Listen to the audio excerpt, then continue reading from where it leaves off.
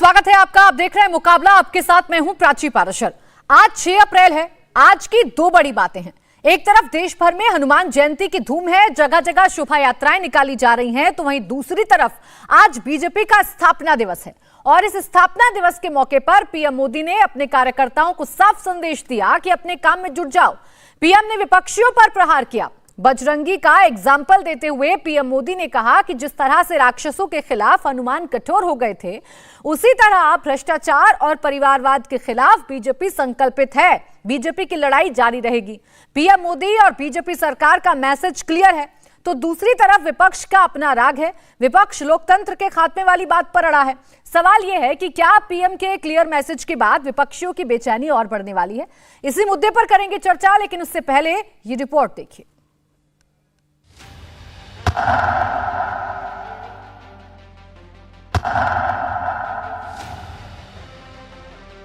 PM Modi ने साफ कह दिया है कि करप्शन के खिलाफ सरकार का एक्शन लगातार जारी रहेगा।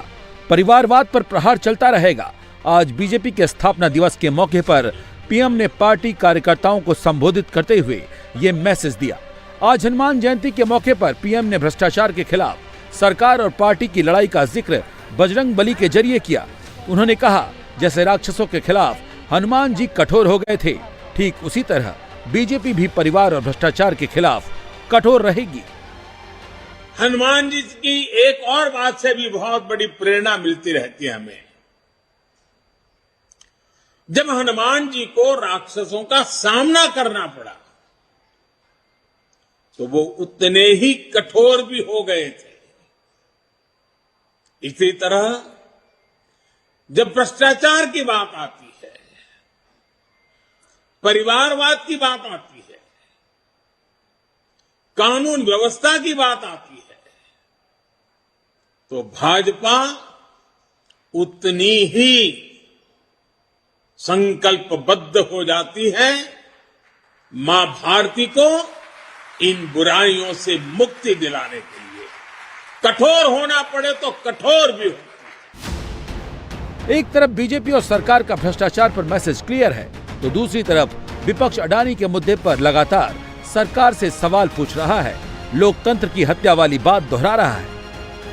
हमको ये कहा जा रहा है कि अपोजिशन के लोग सदन चलने नहीं दे रहे, ये चोर उल्टा कोतवाल को डांटे, ये बात है। अरे हम अंदर आते, जब मैं नोटिस पढ़ता हूँ 265 का, अभी ऐसा पेपर लेता हूं तो उधर से माफी मांगो, खास करके राज्यसभा में माफी मांगो। अरे कैसा मांगते हो? तो डिस्क्वालिफाइड हो गए। डिस्क्वालिफाइड मेंबर अंदर आके माफी मांगता है। अच्छा, वो राज्यसभा मेंबर भी नहीं है, वो लोकसभा के मेंबर है, आप क्यों उठाते हो? नहीं, सरकार में चल रहा है। अंधेरी नगरी चौपट राजा बोले जैसा। इससे पहले प्रधानमंत्री मोदी 3 अप्रैल को सीबीआई के डायमंड जुबली फंक्शन में अफसरों को कह चुके हैं कि करप्शन के खिलाफ एक्शन रुकना नहीं चाहिए, कोई भी भ्रष्टाचारी बचना नहीं चाहिए। दूसरी तरफ विपक्ष की 14 पार्टियों ने मोदी सरकार पर ईडी और सीबीआई के मिसयूज का आरोप लगाते हुए सुप्रीम कोर्ट में याचिका दाखिल की थी, जिसे सुप्रीम कोर्ट ने खारिज कर दिया। आज नरेंद्र मोदी ने हनुमान जी का नाम लेकर विरोधियों पर जो वार किया है, उससे क्या विपक्ष की टेंशन और बढ़ने वाली है? क्या विरोधियों के करप्शन की फाइल फिर खुलने वाली है? इसी पर चर्चा करने के लिए हमारे साथ खास मेहमान जुड़ गए हैं। प्रेम शुक्ला, प्रवक्ता बीजेपी, अवनीश अवस्थी, राजनीतिक विश्लेषक के तौर पर हमारे साथ हैं, और हमारे साथ इस वक्त शक्ति यादव, आरजेडी के प्रवक्ता, भी जुड़ गए हैं। बहुत बहुत स्वागत है आप सभी का। मैं प्रेम शुक्ला जी आपसे शुरुआत कर रही हूं। आज एक बड़ा संकल्प प्रधानमंत्री नरेंद्र मोदी ने दिलवाया है, पूरी बीजेपी को दिलवाया है, और मैसेज क्लियर कर दिया है कि भ्रष्टाचार के खिलाफ और परिवारवाद के खिलाफ आप और भी ज्यादा कठोर हो जाएंगे। तो मैं ये मानूं कि संकल्पबद्धता अब आपके अपनी पार्टी के भीतर भी नजर आएगी, जितने भी भ्रष्टाचारी आपकी पार्टी के भीतर हैं, जिन पर आरोप लगे हैं, या फिर जो परिवारवाद आपकी पार्टी के अंदर लगातार विपक्ष कहता है कि है, उसके खिलाफ भी अब आपके कदम उठने शुरू हो जाएंगे। निश्चित तौर पर भ्रष्टाचारी का मतलब सारे भ्रष्टाचारी, और पार्टी के भीतर कोई भ्रष्टाचारी है नहीं। किसी पर भ्रष्टाचार का आरोप आप मुझे बताइए ना। भारतीय जनता पार्टी में क्या कोई कन्विक्टेड व्यक्ति है? अभी शक्ति यादव जी की पार्टी का अध्यक्ष ही कन्विक्टेड व्यक्ति है। आदरणीय लालू प्रसाद यादव जी सजा याफ्ता व्यक्ति हैं। भारतीय जनता पार्टी में संभव हो सकता है क्या कि कोई सजा याफ्ता व्यक्ति किसी मंडल का भी अध्यक्ष हो सकता है क्या? राष्ट्रीय अध्यक्ष होने की तो कल्पना ही छोड़ दीजिए। तो भारतीय जनता पार्टी बिल्कुल भ्रष्टाचार पर जीरो टॉलरेंस की पॉलिसी भारतीय जनता पार्टी की है। और वंशवाद की जहां तक बात है, भारतीय जनता पार्टी में अब लालू जी का बेटा तेजस्वी ही उप मुख्यमंत्री होगा। भारतीय जनता पार्टी में संभव है क्या कि किसी प्रदेश का मुख्यमंत्री है या किसी प्रदेश का या केंद्र का मंत्री है, किसी प्रदेश का मंत्री है, उसके हटने पर उसका ही पुत्र मंत्री होगा? इस तरह का नियम नहीं है। तो भारतीय जनता पार्टी में किसी पे प्रतिबंध नहीं है, लेकिन कोई किसी का पुत्र है या पुत्री है या रिश्तेदार है, इस नाते उसको किसी प्रकार की पद प्राप्ति में प्राथमिकता बिल्कुल नहीं दी जाती। वंशवादी पार्टियां कैसी हैं कि श्रीमान लालू प्रसाद यादव जी के जो है वो वारिस तेजस्वी या तेज प्रताप में से ही हो सकता है। श्रीमान मुलायम सिंह जी यादव जी का वारिस अखिलेश यादव ही हो सकते हैं। श्री शरद पवार का वारिस अजीत पवार और सुप्रिया सुले ही हो सकती हैं। श्रीमंत बाला साहब ठाकरे का वारिस उद्धव ठाकरे ही हो सकते हैं। करुणानिधि का वारिस एमके स्टालिन ही हो सकते हैं। वाईएसआर का वारिस जगन मोहन रेड्डी ही हो सकते हैं। टीआरएस के वारिस उनके पुत्र जो है केटीआर ही हो सकते हैं। ठीक है। तो इस तरह भारतीय जनता पार्टी में संभव है क्या? तो भारतीय जनता पार्टी इस तरह के जो वंशवादी नेतृत्व हैं, जिनकी क्वालिफिकेशन सिर्फ यही है कि वो फला वंश के चिराग हैं, इस वंशवाद के विरुद्ध है और रहेगी। ठीक है प्रेम शुक्ला, जिस पर जवाब देंगे शक्ति यादव जी, लेकिन आपने कहा कि कोई भी एक ऐसा नाम बता दीजिए जिस पर भ्रष्टाचार के आरोप लगे या फिर जो कन्विक्टेड है। कन्विक्टेड तो छोड़ दीजिए प्रेम शुक्ला जी, जिनके नाम आप पहले लिया करते थे बहुत जोरों शोरों से, वो आपकी पार्टी में शामिल होने के बाद बेदाग हो गए। मैं ये पूछ रही हूं, उनके खिलाफ भी आप लोग कार्रवाई करेंगे कि नहीं करेंगे? जिनका नाम कांग्रेस देती है, आरजेडी लेती है। ये प्राची जी, ये कौन है? हेमंता विश्व शर्मा, नारायण राणे, कि ऐसा कौन है? हेमंता विश्व शर्मा, नारायण राणे, मेघालय की आपकी सरकार, जिसके साथ आप मिलकर सरकार चला रहे हैं। देखिए, हमारी सरकार, हमारी पार्टी की बात जहां तक है, हेमंता विश्व शर्मा पर से कौन सा मामला वापस हुआ?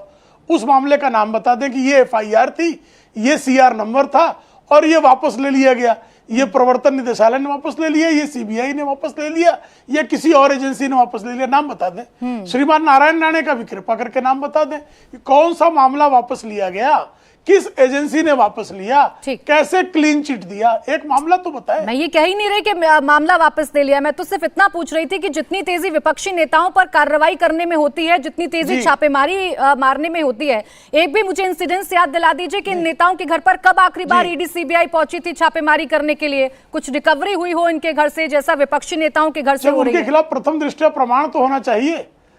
प्राची जी, अच्छा प्रश्न है आपका। आप हाई कोर्ट के आदेश के बाद, नेशनल हेराल्ड का मामला होता है, हाई कोर्ट के आदेश के बाद ममता बनर्जी की पार्टी पर मामला दर्ज होता है, हाई कोर्ट के आदेश के बाद हेमंत सोरेन पर मामला दर्ज होता है, हाई कोर्ट के आदेश के बाद अनिल देशमुख पर मामला दर्ज होता है। अब इनको भी नहीं स्वीकार है, हाई कोर्ट के आदेश को भी अस्वीकार कर दे।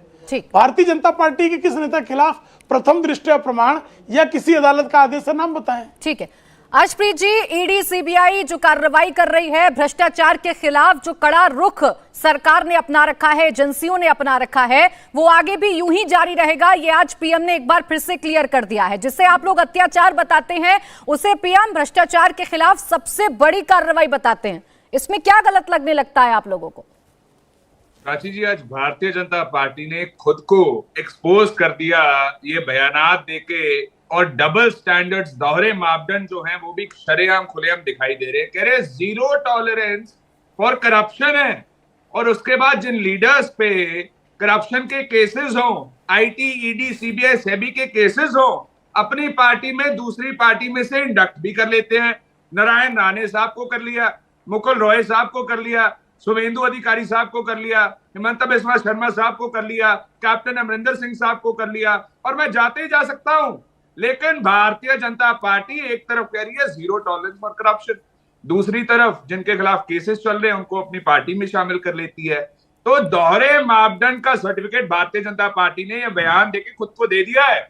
दूसरी बात ये करते हैं, बात डायनास्ट की, बात करते हैं वंशवाद की।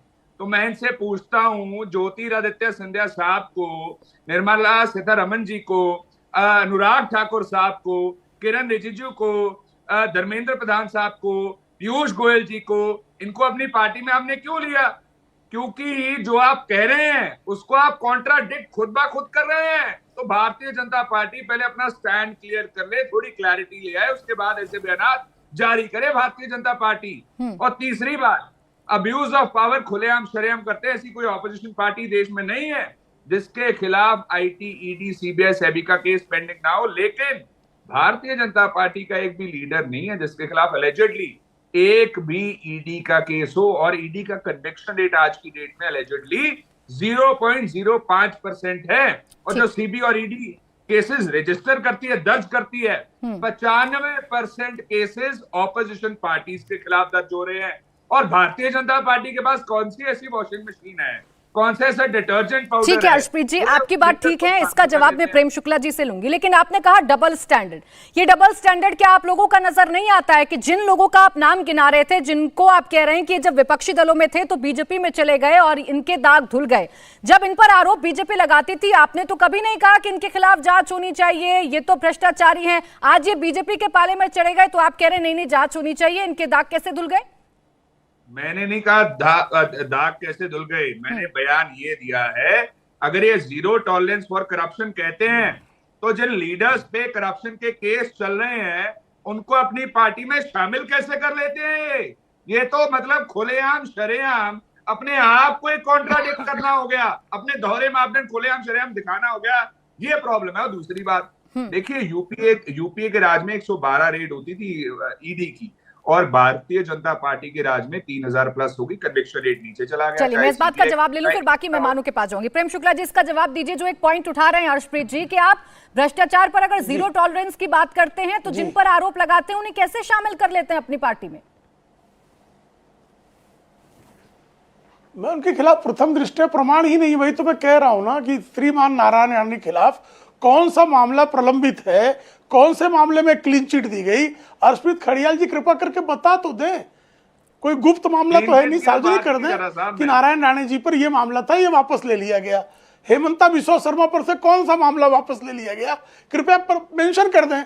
श्रीमान राहुल गांधी 420 के केस में बेल पर हैं, तो बेल पर है ना, वो एफआईआर नंबर है ना। श्रीमती सोनिया गांधी 420 के केस में उन्होंने गबन के मामले में बेल पर है, तो ये बेल पर है, सबको पता है कौन से मामले में बेल पर है। रॉबर्ट वाड्रा बेल पर, तो सबको पता है ना किस मामले में बेल पे है। आप बताइए ना, श्रीमान नारायण राणे पर, श्रीमान हेमंता बिस्वा शर्मा पर कौन सा मामला प्रलंबित है, नाम तो बताइए। ठीक है, जल्दी से जवाब दीजिए, फिर बाकी मेहमान इंतजार। जवाब देता हूं।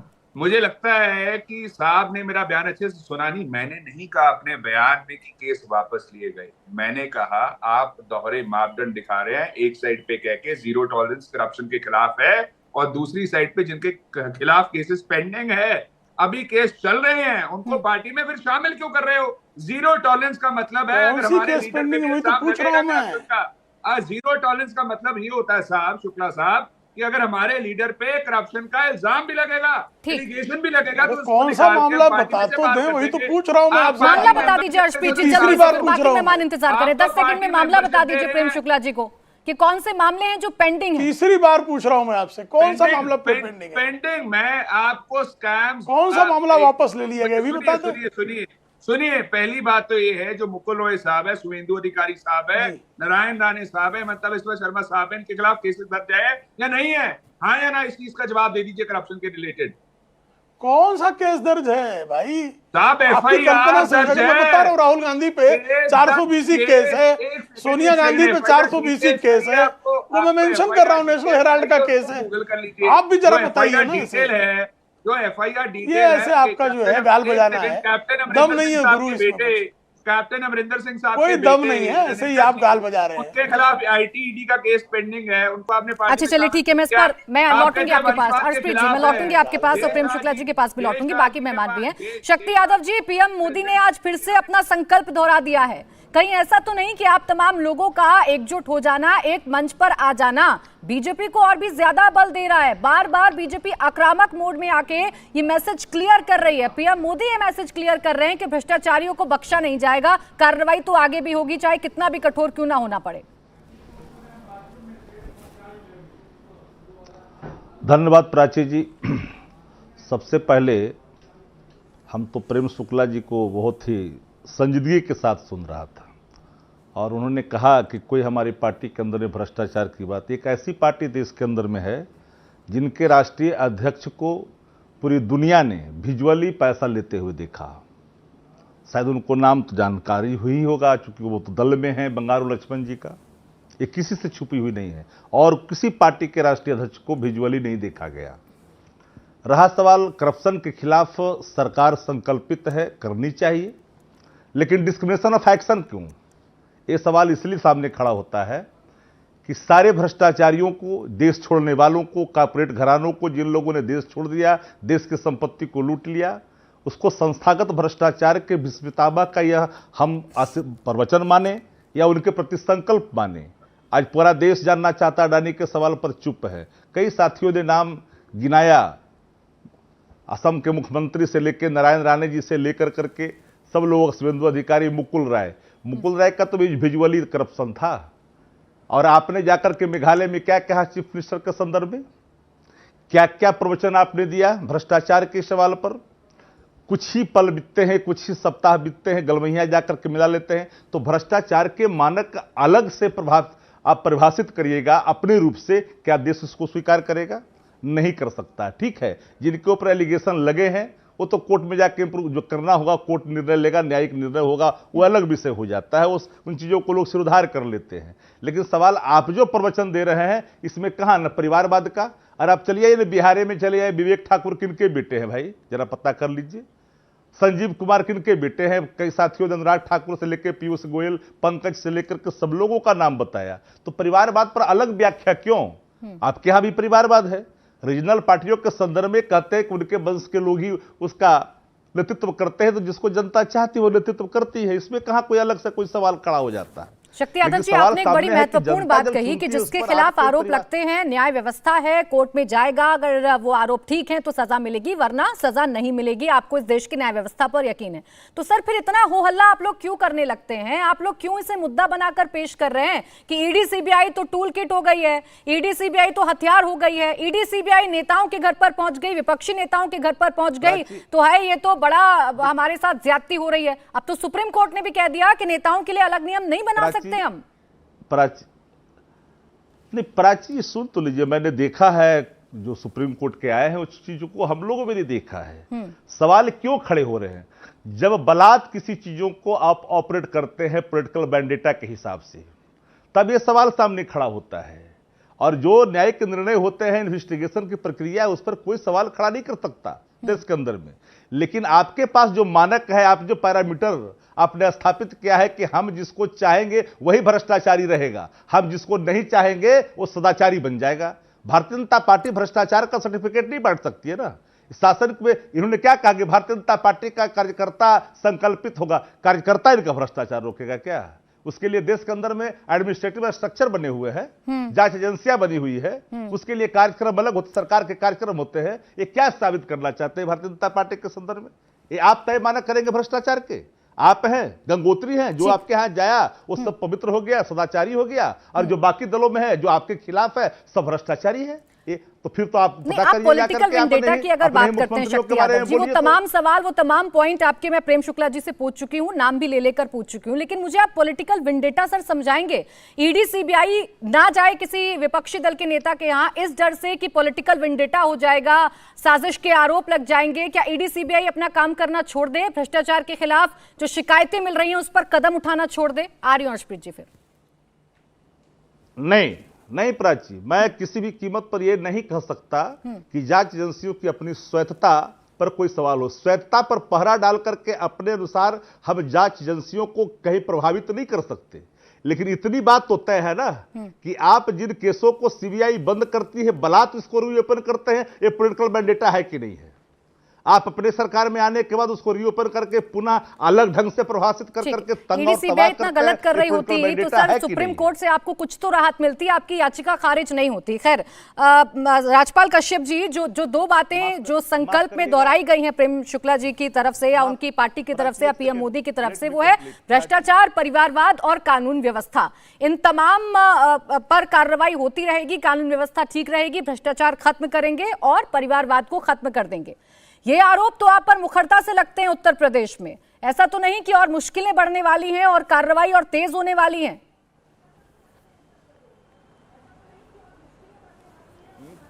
देखिए, एक सेकंड शक्ति जी, बाकी मेहमान, एक सेकंड, मैं फिर लौटूंगी नारा आपके पास। कुछ लगाएगी, काम कुछ करेगी।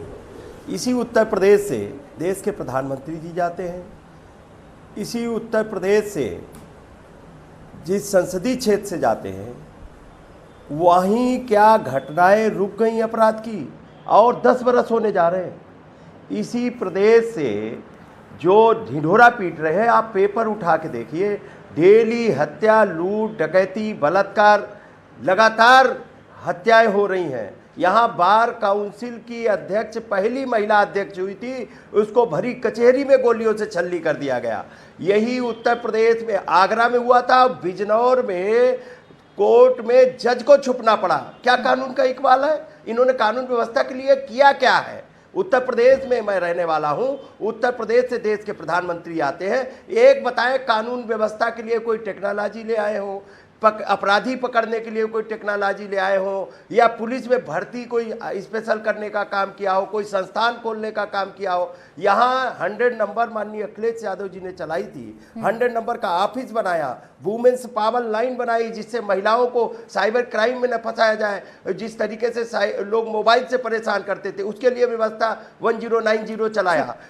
यहाँ सारी व्यवस्थाएं तो डीजीपी हेडक्वार्टर देश में किसी भी जगह इतना अच्छा पुलिसिंग का हेडक्वार्टर नहीं बना हुआ जहां से कानून व्यवस्था एक ऐसा मुद्दा है जिस पर जितना बीजेपी गिरेगी उतना आप लोग भी गिर जाएंगे, क्योंकि आप लोगों ने कई सालों तक राज किया है उत्तर प्रदेश पर। भ्रष्टाचार और परिवारवाद की अगर मैं बात करूं तो पीएम का सख्त संदेश है तमाम लोगों के लिए। नहीं, इनकी सरकारें नहीं रही है, ऐसा नहीं इनकी सरकारें नहीं रही है, इनकी भी सरकारें रही है। इनके यहाँ जितना भ्रष्टाचार है, ये तो भगवान राम के चंदे में भ्रष्टाचार कर दे रहे हैं, गंगा माँ के नाम पे भ्रष्टाचार कर रहे हैं। कहीं गंगा माँ साफ हुई क्या? गौशालाओं के नाम पे भ्रष्टाचार कर रहे हैं, बच्चों की फीस और वजीफा में भ्रष्टाचार कर रहे हैं। ये तो आप जान लीजिए, वृद्धा और पेंशनों में भ्रष्टाचार कर रहे हैं। ये तो कहाँ, ये किसी को छोड़ रहे हैं क्या? और अभी एक एक्सप्रेस वे था उत्तर प्रदेश में, बुंदेलखंड एक्सप्रेस वे, जिसका देश के प्रधानमंत्री ने उद्घाटन किया,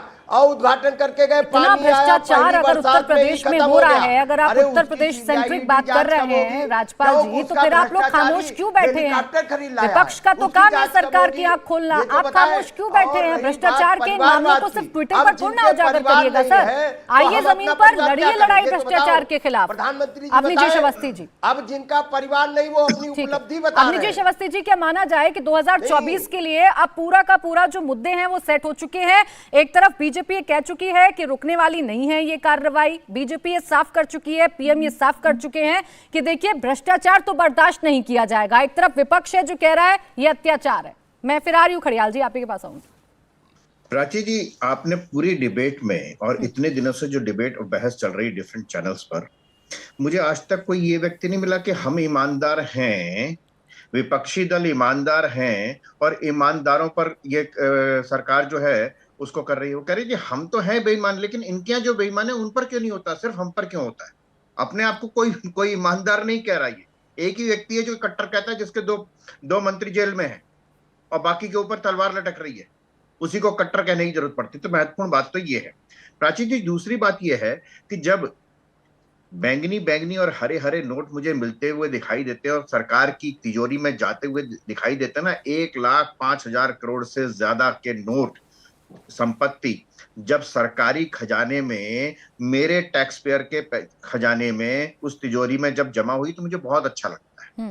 भाई ये तो आए ना, कम से कम ये तो बेईमानी के पैसे थे। इतने बेईमानी के पैसे पिछले 8-9 वर्षों में इस सरकार ने 1,05,000 करोड़ से ज्यादा का पैसा जो कुछ लोगों की जेबों में काले धन के रूप में फंसा हुआ था, बेईमानी का पैसा था, वो अब सरकारी खजाना हो गया है। तो ये खुशी की बात है। तीसरी बात, जहां तक बड़ी महत्वपूर्ण बात यह है कि वो आपने भी कहा कि जब बात बड़ी साफ सी है कि अगर जो भी पिछले सरकारों में, अभी तो ज्यादातर मुकदमे वो हैं जो पिछली सरकार ने शुरू किए थे। लालू यादव पिछली सरकार में ने किया था।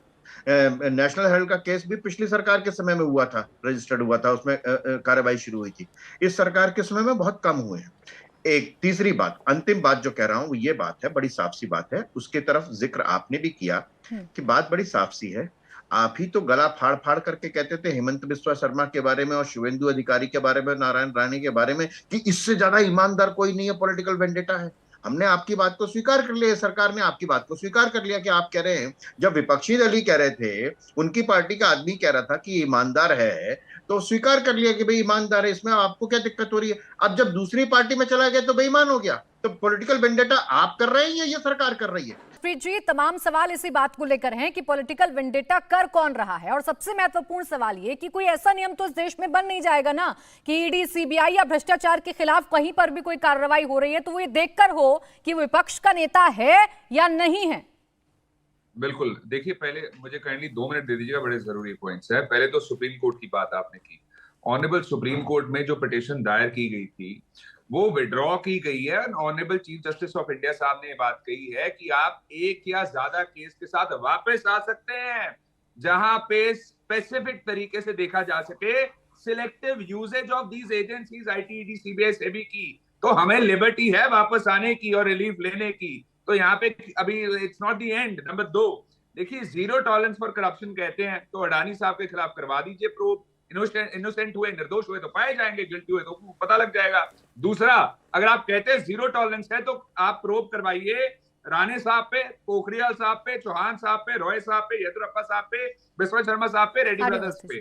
तीसरी बात, अगर ये कहते हैं कि हमारे टाइम में जी बहुत रेड्स हो रही हैं जी, बड़ा एक्शन हो रहा है जी, तो आपका कन्विक्शन रेट, इन्होंने prevention of money laundering act के अंडर 9 कन्विक्शन किए हैं 1700 रेड के बाद, सिर्फ 9।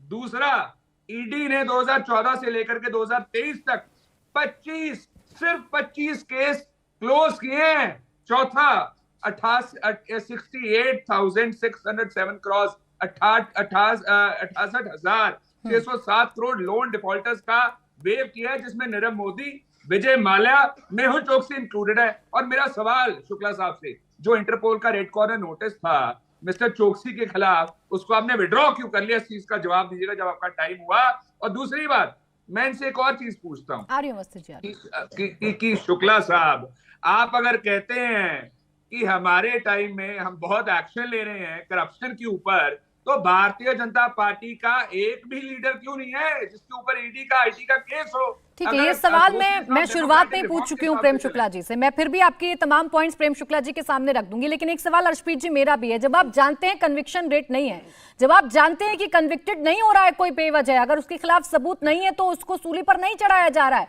तो सर मैं यही तो पूछ रही हूँ कि फिर ये हाय तौबा क्यों, इसे अत्याचार के तौर पर आप लोग क्यों पेश कर रहे हैं? इंतजार कर लीजिए ना फाइनल जांच कंप्लीट होने का। देखिए, प्रॉब्लम ही है, मैंने आपको बताया कि 1700 रेड के बाद 9 कन्विक्शन हुई, तो इसका मतलब क्या है? प्रोसेस जो है, प्रोसीजर जो है, वो सजा बन जाता है। Process becomes punishment.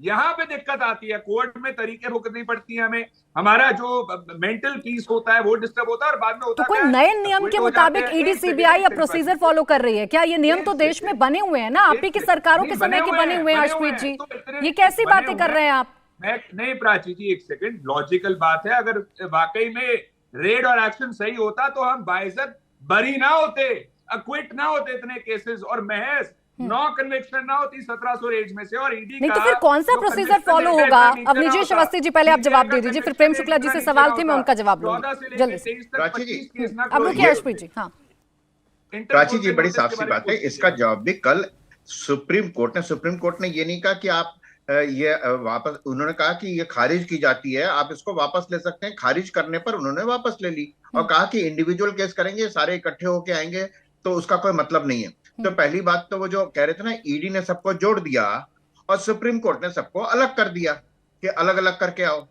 बात ये है हेडलाइन कि जिस ईडी ने सारे विपक्षी दलों को एक कर दिया था, सुप्रीम कोर्ट ने उन तमाम विपक्षी दलों की एकता को भंगुर कर दिया उसको। बात बड़ी साफ सी है। जब यह बात आई, एक सेकंड, बस 10 सेकंड और ले रहा हूं।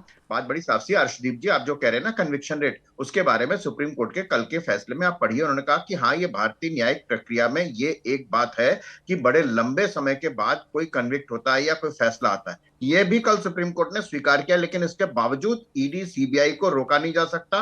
कोई ऐसा कानून नहीं है कि किसी नेता पर, राजनेता पर न चले। अंत में फिर ये कहूंगा, बड़े बड़े नोट मिल रहे हैं, 1,05,000 करोड़ रुपए। ठीक है, सुप्रीम कोर्ट ने कल बड़ी साफ सी बात कह दी है। मैं इस पर जवाब लूंगी तमाम विपक्षी नेताओं का। लेकिन प्रेम शुक्ला जी, चूंकि आपसे बहुत सारे सवाल इकट्ठा हो गए, शक्ति यादव जी कह रहे हैं कि परिवारवाद की आप अपनी एक अलग परिभाषा लेकर आ रहे हैं। आपकी पार्टी में भी कई ऐसे नेता हैं जिनके पिता से लेकर उनकी अगली जनरेशन भी पार्टी के अंदर है, उनको टिकट भी मिलता है, पिता को भी टिकट मिलता है।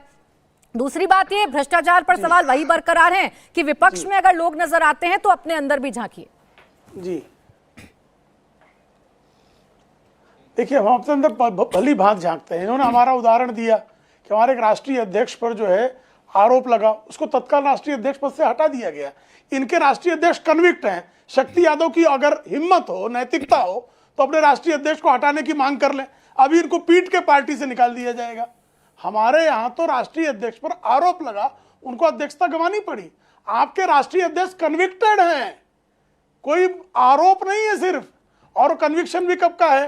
केस कब रजिस्टर हुआ? 1991 में, जब वो मुख्यमंत्री थे और उनकी फ्रेंडली गवर्नमेंट सेंटर में थी। वो कन्विक्ट कब हुए? 97 में, जब उनके सांसद शामिल थे सरकार में। उनके ऊपर कन्विक्शन कब आया? 2013 में, जब उनकी फ्रेंडली गवर्नमेंट थी। तो साहब, कन्विक्शन होने के बावजूद इसमें कोई आपके पास और कोई कंसेशन बचता है? तो लालू जी को, अभी शक्ति यादव जी उठिएगा और लालू जी का इस्तीफा मांगने की जरा नैतिकता दिखा दीजिएगा। हमारे यहाँ तो हटाने की परंपरा है। अगर किसी पर गंभीर आरोप भी लग जाए तो अध्यक्ष पद पर बैठे व्यक्ति के विरुद्ध भी कार्रवाई करने में भारतीय जनता पार्टी संकोच नहीं करती है। दूसरी जो अर्शदीप जी ने बात उठाई, ईडी के 25 केसेज में 24 कन्विक्ट, 25 के ट्रायल पूरे हुए, 24 कन्विक्ट हुए, एक दो नहीं। और अभी जरा मुझे डिस्चार्ज और एक्विटल का रेट भी बता दीजिए कि कितने लोग डिस्चार्ज हुए, कितने एक्विट हुए। 25 में से सिर्फ एक मामले में एक्विटल होता है। इसका साफ सा संकेत है कि प्रवर्तन निदेशालय अपना काम बखूबी कर रहा है और अदालतें भ्रष्टाचारियों और मनी लॉन्ड्रिंग करने वालों के खिलाफ दंड दे रहे हैं। ये सामने से आ गया। टेररिज्म पर आप बात करते, टाडा आपने क्यों उठाया था पता है? क्योंकि आप मिसयूज करते थे आपके जमाने में। और जम्मू एवं कश्मीर में कोई कन्विक्ट ही नहीं होता था। जब से एनआईए बनी और भारतीय जनता पार्टी के नेतृत्व में जब से सरकार बनी है, एनआईए का कन्विक्शन रेट 95% है। तो ये जो है, इस बात के संकेत देते हैं कि जांच एजेंसियां बखूबी काम कर रही हैं, वो सबूतों के आधार पर। इन्होंने एक इंटरपोल नोटिस की बात की, आपको नहीं पता होगा, शायद नए नए हैं आप। इकबाल मिर्ची एक अपराधी था, स्मगलर था, बम कांड का अभियुक्त था। और कांग्रेस की सरकार के दौरान ब्रिटेन में आपने उसके खिलाफ जो है आपने प्रत्यर्पण की अपील की और आपको पेनाल्टी भरनी पड़ी। यानी बम कांड के अभियुक्त, हीनियस क्राइम के अभियुक्त के खिलाफ भी आप प्रमाण नहीं दे सके। परिणाम स्वरूप भारत सरकार को पेनाल्टी ब्रिटेन की अदालत में देनी पड़ी। तो इकबाल मिर्ची से क्या सोनिया गांधी ने पैसे खा लिए थे? क्या कारण था भाई? कौन लगता था इकबाल मिर्ची? और फिर इकबाल मिर्ची के कांग्रेसियों से कनेक्शन निकले। इकबाल मिर्ची की इमारतें जो है कांग्रेसियों ने खरीदी थी। ये सबके सामने है। पूछ रहे हैं प्रेम शुक्ला जी, सामने है कि आप मेहुल चौकसी पर पूछ रहे हैं, अडानी पर पूछ रहे हैं कि उस पर क्यों नहीं जवाब देते हैं आप लोग? मेहुल चौकसी के खिलाफ बता रहे हैं। बहुत अच्छा प्रश्न, उसका भी उत्तर दे रहा हूं मैं। बहुत अच्छा प्रश्न, उत्तर दे रहा हूं मैं।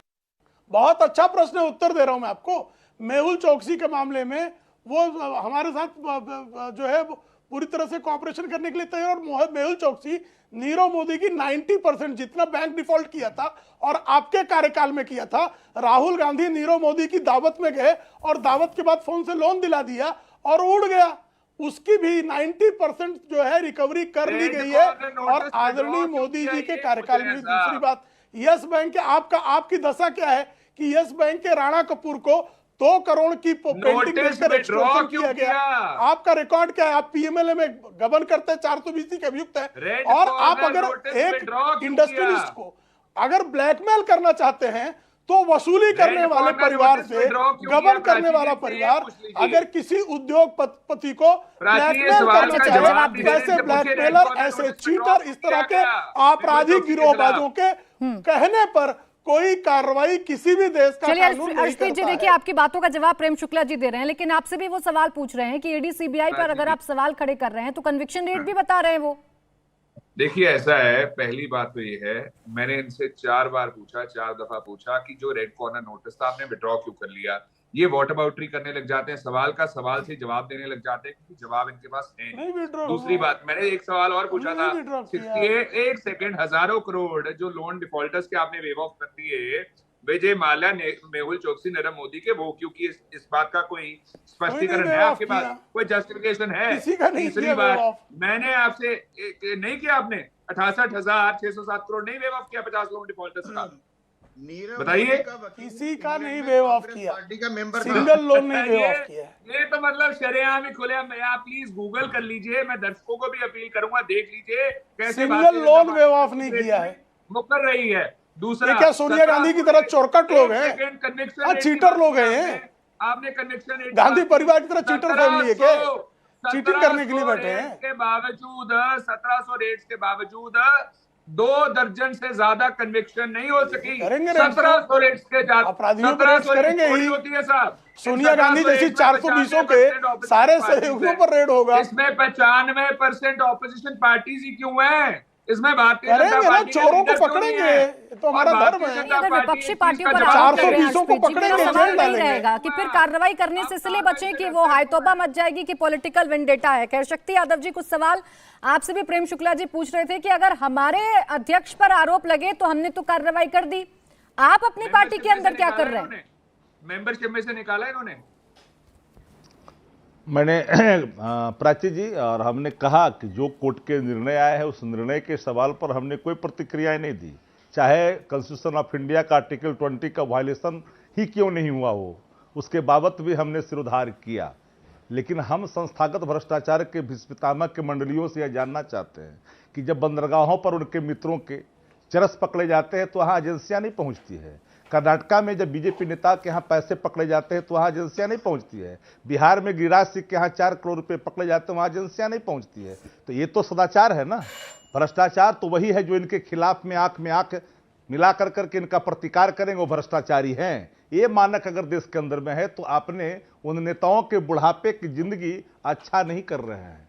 ऐसा नहीं है कोई अमृत पी करके आया है। ये परिपाटी देश के अंदर कभी नहीं होनी चाहिए कि किसी को जबरन बलात् सत्ता के बल पर उसको आप घसीटते रहे हो और कल फिर दूसरी कोई सरकार आए, चाहे जब भी आए, तो फिर उसके बाद वही उस रास्ता को आप लोग जब ये बातें करते हैं शक्ति यादव जी, मैं सवाल इसीलिए दोनों मैं सबसे पूछ रही हूँ, मेरा प्रेम शुक्ला जी से भी ये सवाल है, मैं अर्शप्रीत जी से भी पूछ रही हूँ, मैं आपसे भी पूछ रही हूँ। आप जब ऐसी बातें करते तो लगता है कि इस देश में कानून है ही नहीं, कोई नियम ही नहीं है। ईडी सीबीआई को सिर्फ केंद्र सरकार की तरफ से एक इशारा मिल जाता है, वो पहुंच जाती है बिना किसी एफआईआर के, बिना किसी सबूत के, बस कार्रवाई होनी शुरू हो जाती है। कैसी बातें करने लग जाते हैं आप लोग? बिल्कुल बिल्कुल बिल्कुल बिल्कुल। एक पहली एग्जाम्पल है, आज बिहार के अंदर में 83% जगह 1 साल पहले इफ्तार के समय में रेड हुआ, कुछ प्राप्त नहीं हुआ, फिर आया, फिर रेड हुआ, फिर कुछ प्राप्त नहीं हुआ, फिर आया। एक ऐसा भ्रामक खबर चलाई गई, कहां गुड़गांव में बड़ा मॉल है, कहां है तो 8000 करोड़ का, अब वो सब बेनामी है, अब तो कोई बताता ही नहीं है। ईडी की तरफ से जो खबर आई हाल के दिनों में, जब उस ट्विटर हैंडल पर उसको साझा किया गया कि कहां है पंचनामा, कहां है चीजें, वहां पर चुप्पी साध गए। तो इस तरह से भ्रामक चीजों को परोस करके जनता के सवाल था प्रेम शुक्ला जी का, वो रह गया। शक्ति यादव जी, आप पहुंच गए कि पोर्ट पर ड्रग्स पकड़ी जाती है, वहां कार्रवाई क्यों नहीं होती? उन्होंने कहा हमारे अध्यक्ष पकड़े गए, आरोपों के आधार पर हमने उन्हें अध्यक्ष पद से हटा दिया। आपके तो कन्विक्टेड हो गए, आप लोगों ने क्या किया? प्राची जी, एक मैं आ रही छोटा सा हूं, मैं यहाँ पे एक चीज हमने तो उनको कहा ही है ना, हमने तो एडमिट किया ही कि जो चीजें कानूनी तौर पर स्थापित हुआ है उसको सिरोधार किया है। चलिए, अर्शप्रीत जी, एक सेकंड, अर्शप्रीत जी, एक सेकंड। हमने तो एडमिट किया ही कि जो चीजें कानूनी तौर पर स्थापित हुआ है उसको सिरोधार किया है। मैं आ रही हूं अर्शप्रीत जी, एक सेकंड। ठीक हम है कहाँ सर, उससे अलग राय रख रहे हैं? हम न्याय बिल्कुल के अलग निर्णय राय पर नहीं कहाँ रख पर रहे, सवाल खड़ा कर लेकिन रहे हैं? सवाल अलग है। शक्ति यादव जी, सवाल अलग है, उसका जवाब आप जने क्या दे रहे हैं ना तो ये मुझे समझ में आ रहा है और ना शायद मेरे बाकी मेहमानों को समझ में आ रहा होगा। राजपाल कश्यप जी, अब मेरे पास चूंकि समय खत्म हो रहा है, लेकिन सवाल सबसे बड़ा जो आखिर में मैं आपसे पूछ रही हूँ वो ये कि आप लोग दोषी नहीं मानता, ऐसा इसलिए वो क्यों दिखाने स्थापित लग है। जाते हैं कि इस देश से नियम कानून पूरी तरीके से खत्म हो गए हैं और एक इशारे पर तमाम काम हो रहे हैं इस देश में?